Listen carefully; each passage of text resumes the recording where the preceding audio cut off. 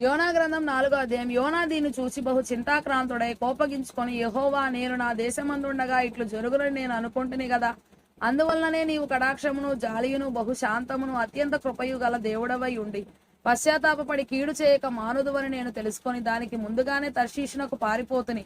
నేనిక బ్రతుకుడ కంటే చచ్చుట మేలు, యెహోవా నన్నిక బ్రతుకనీయక చంపుమని యెహోవాకు మనవి చేసెను. అందుకు యెహోవా, నీవు కోపించుట న్యాయమా అని అడిగెను.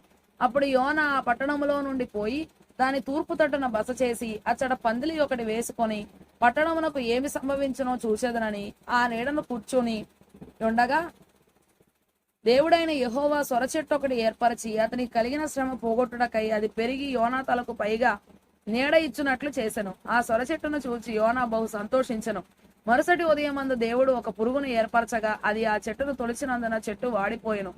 మరియు ఎండకాయగా దేవుడు వేడిమి గల తూర్పు గాలిని రప్పించను. యోనా తలకు ఎండ దెబ్బ తగలగా అతడు సొమ్మసిల్లి బ్రతుకుడ కంటే చచ్చుట నాకు మేలనుకొనెను. అప్పుడు దేవుడు ఈ సొరచెట్టును గురించి నీవు కోపించుట న్యాయమా అని యోనాను అడగగా, యోనా ప్రాణం పోవునంతగా కోపించుట న్యాయమే అనెను. అందుకు యెహోవా, నీవు కష్టపడకుండాను పెంచకుండాను ఒక రాత్రిలోనే పుట్టి పెరిగి ఒక రాత్రిలోగానే వాడిపోయిన ఈ సొరచెట్టు విషయంలో నీవు విచారపడుచున్నావే. అయితే 120,000 కంటే ఎక్కువై కుడి ఎడమలు ఎరుగని జనమును బహు పశువులను గల నినివే మహాపురము విషయంలో నేను విచారపడవద్దా అని యోనాతో సెలవిచ్చాను.